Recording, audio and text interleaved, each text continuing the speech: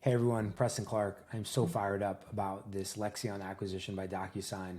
I think it's absolutely a story by numbers. I'm diving into it. I find it very, very fascinating. And so I'm going to present to you my teardown of the Lexion acquisition by Docusign in the style of Harper's Index.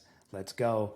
First one, Lexion has been in business for 5 years. That is very, very significant. Most SaaS businesses are going to go on a 0 to 10-year journey before they're acquired, 10-year plus.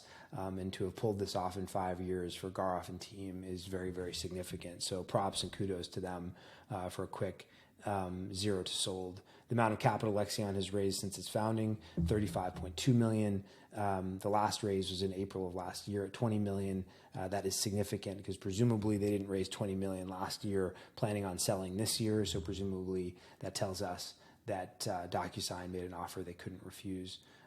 The amount of capital Ironclad has raised since its founding, $334 million. I just bring this up as comparison.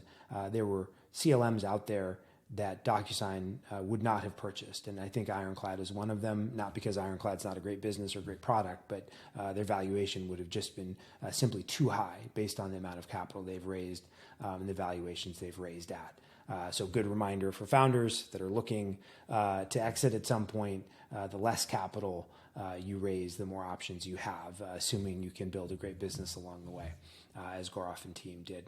The amount of Docusign paid for Seal Software, an AI-powered contract analytics platform in February 2020, $188 million. Similar valuation to the Lexion deal. I don't know... At some point many years ago, I did an analysis of Seal Software. I've certainly spent a lot of time looking at Lexion's product makeup. My understanding is that where Lexion started is similar to where Seal started as contract analytics platforms. Someone in the comments can correct me on that or go deeper on it.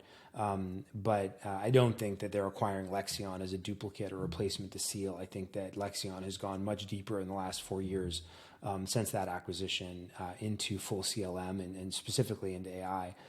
So I suspect that this is not a repeat acquisition, so to speak, but just a broader entrance into contract management. But I would love to hear some debate on that in terms of the relationship between the Seal deal and the Lexion deal. Number of Lexion employees at time of acquisition, 116, according to LinkedIn. Number of Docusign employees as of January 31st, 2023, 7,336. Docusign's not a small business. Estimated annual run rate, or ARR, for Lexion at time of acquisition, 10 million. I don't know this for certain. Based on their employee count at 116, I would speculate that they're between 10 and 20 million in ARR. I did see a couple of days ago that they posted something on LinkedIn indicating a $10 million, that they just hit 10 million. Those posts are no longer available, which is totally reasonable. You get acquired by a publicly traded company and some things are going to go away. So I'm speculating, but let's assume it's between 10 and 20. But for modeling purposes, let's go with the 10 million number for now until we learn something that's more accurate. That would place the revenue multiple at 16.5 times. That is very significant, as Jason Lemkin and other smart SaaS folks will tell you, given the condition of the private markets right now, 16.5 times revenue is a lot. So even if it's, candidly, even at 20 million run rate, and it's half the valuation, it would still be a lot. But if they are at 10, 16.5 would be a very, very significant win for the business. Docusign's 2023 reported revenue, $2.5 billion. Again, not a small business.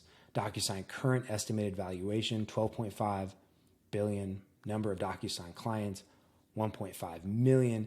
If Docusign can pull this off, if they can sell Lexion products into its client base, obviously Venn diagram overlap here of ideal customer profile does not match one-to-one. We know that there's lots of mom and pop shops using Docusign that make up that 1.5 million, but there has to be tens of thousands, let's say, hundreds of thousands of sales prospects that could be very good candidates for Lexion's technology and products. The percentage of its workforce, Docusign announced it was laying off in February, 6%. Why do I bring this up?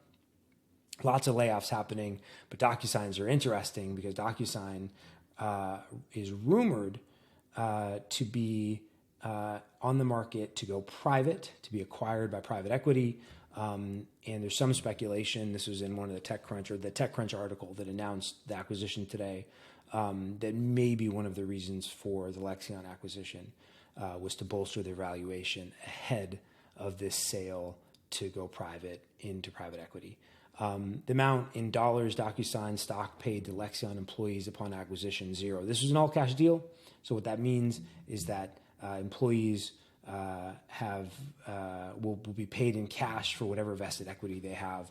And presumably, whoever gets an employment offer will also get RSUs or stock options as a part of that employment offer, but they will not be given stock or RSUs as a part of the acquisition because that is all cash. Okay, that is it. I would love your feedback. Would love your comments. As more information becomes available, I'm going to keep digging into this.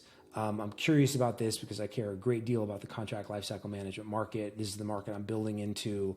And so understanding how these markets work and how these acquisitions get done and how great CLM businesses are built like Lexion is super interesting to me. So deconstructing this one is going to be a passion project for me for a while.